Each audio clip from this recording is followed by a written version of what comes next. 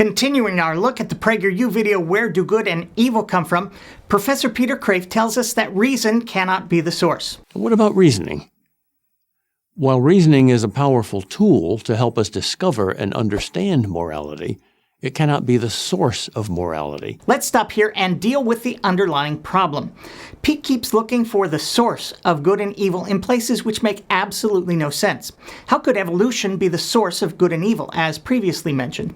Evolution is simply the description of a process which favors certain biological variations in the struggle for existence. How could that possibly be the source for anything like good and evil? It's just something that happens. Likewise, Pete is now looking at reason. Reason is simply a function of our mental faculties, exploited and developed by humans because it yields pragmatic insights which once again aid in our survival. And Pete is right, reason is value neutral, even when you're using reason to discover value. It's just a tool, not an end in itself, and certainly not the source of anything. The source of good and evil is simply a brain big enough to judge an action or event as either positive or negative. Positive equals good, negative equals evil or bad. But please don't miss the irony of Pete's use of reason in this video to make his point. Reason may not be the source, but it's certainly a necessity in terms of making one's case and persuading others. It may not be sufficient, but it's definitely necessary. Even when the case one is making is based on divine command theory, or because God said so, which often asks people to ignore reason, sentiment, and potentially basic human decency in favor of an imaginary being who supposedly knows better. Pete continues. Nor can conscience alone be the source of morality. Every person has his own conscience, and some people apparently have none. Heinrich Himmler, chief of the brutal Nazi SS, successfully appealed to his henchmen's consciences to help them do the right thing in murdering and torturing millions of Jews and others.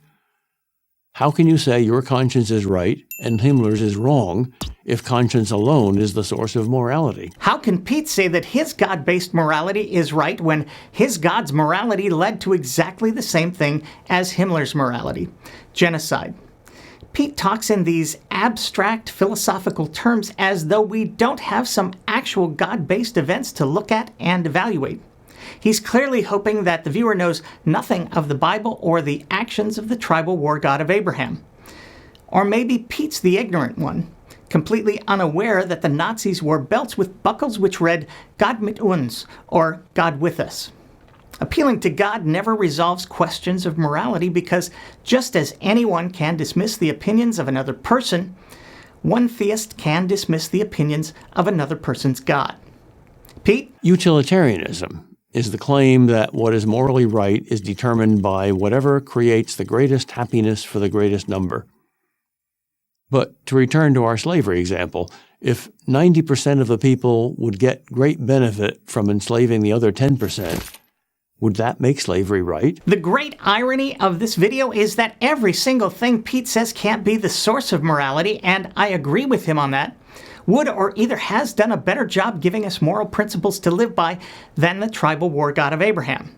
Our evolving morality has taken us from the murder of homosexuals, Sabbath breakers, and non-virgin girls to equal rights for the LGBTQ communities, women, and minorities. Reason has led us to the principles of freedom of speech, freedom of the press, and the right to worship as one sees fit, or not at all. All things which I'm sure Pete would embrace despite his gods wanting nothing to do with any of those ideas. Utilitarianism has gotten us to think about the pragmatic values of our actions. Has such thinking failed us? Absolutely. But not quite so much as the tribal war god of Abraham.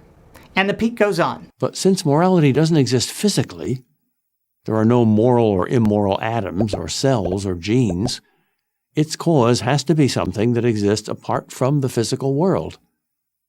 That thing must therefore be above nature or supernatural. What in Prager's name is he talking about?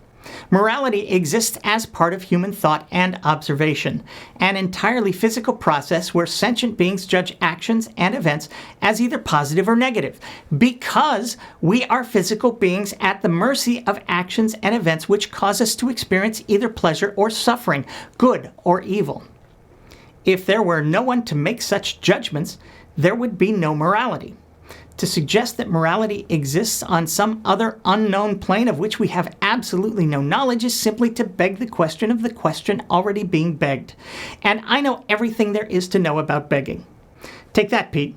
But please, do go on. The very existence of morality proves the existence of something beyond nature and beyond man. Just as a design suggests a designer, moral commands suggest a moral commander.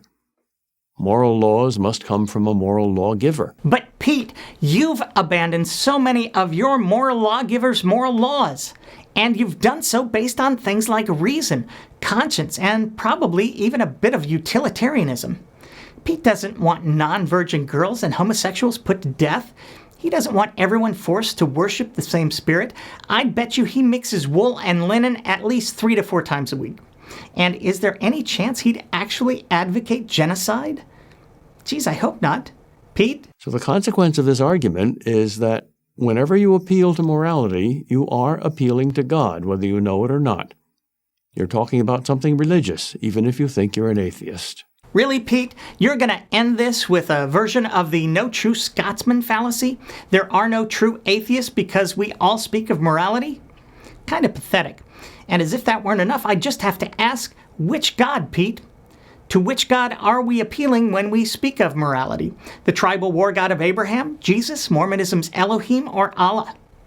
And then how do you know which God and which morality to follow? You really solved nothing with this argument, Pete, but I'll agree the consequences of this argument are clear. You should definitely not be teaching at any university in America, or elsewhere for that matter. I'm me. Thanks for watching.